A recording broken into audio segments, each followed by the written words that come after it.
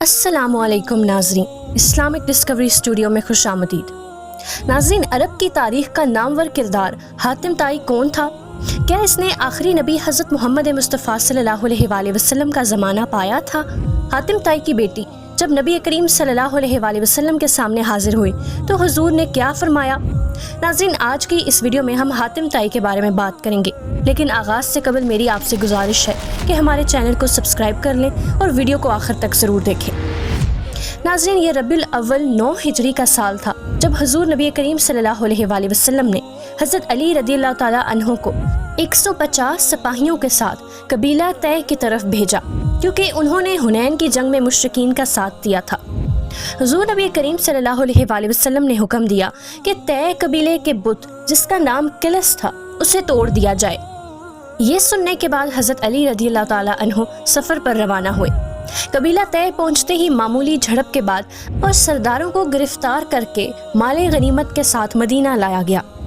ناظرین، حضور نبی کریم صلی اللہ علیہ وآلہ وسلم کو کسی نے یہ خبر دی کہ ان قیدیوں میں صفانہ نامی ایک خاتون ہے جو یہ بتا رہی ہے کہ وہ حاتم طائی کی بیٹی ہیں۔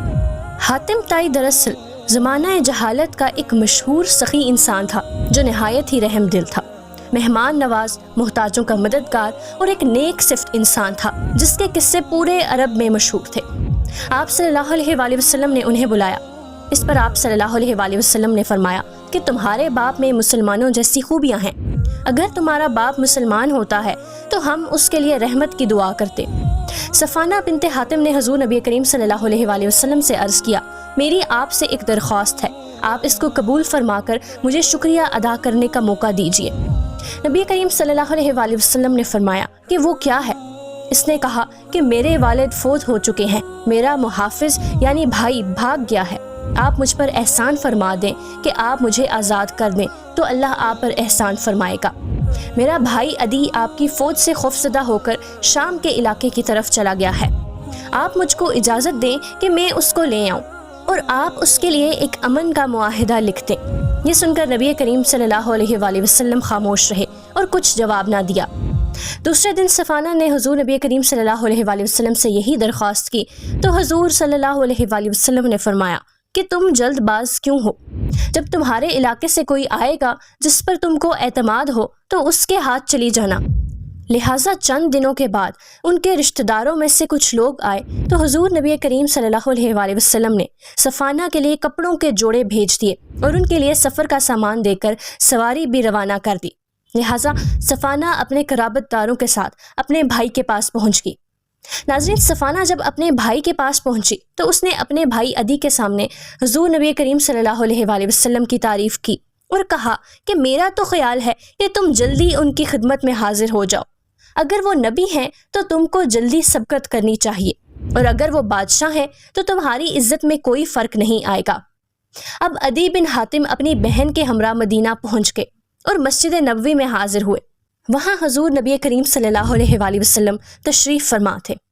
آپ صلی اللہ علیہ وآلہ وسلم کے پاس ایک گدی رکھی ہوئی تھی جس پر آپ بیٹھا کرتے تھے۔ حضور نبی کریم صلی اللہ علیہ وآلہ وسلم نے اسے عدی کی طرف پھینک دیا۔ عدی نے عرض کیا کہ نہیں، آپ اس پر بیٹھ جائیے، لیکن حضور نبی کریم صلی اللہ علیہ وآلہ وسلم نے اشارہ کیا اور زمین پر بیٹھ گئے۔ حضور نے عدی کو اسلام کی دعوت دی۔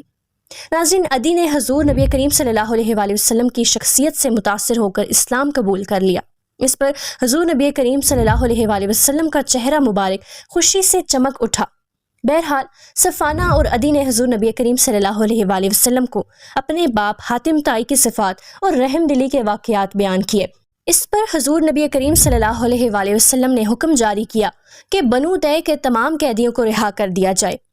ناظرین، حاتم طائی عرب کا وہ مشہور شخص تھا جس سے نبی کریم صلی اللہ علیہ وآلہ وسلم بھی متاثر ہوئے۔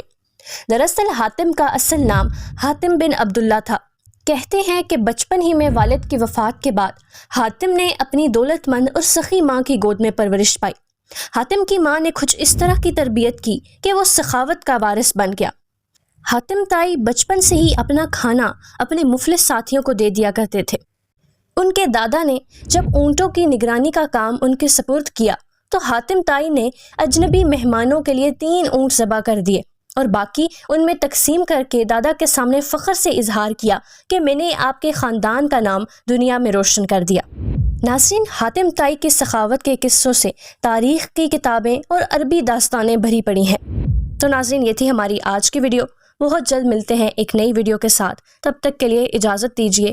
اللہ حافظ۔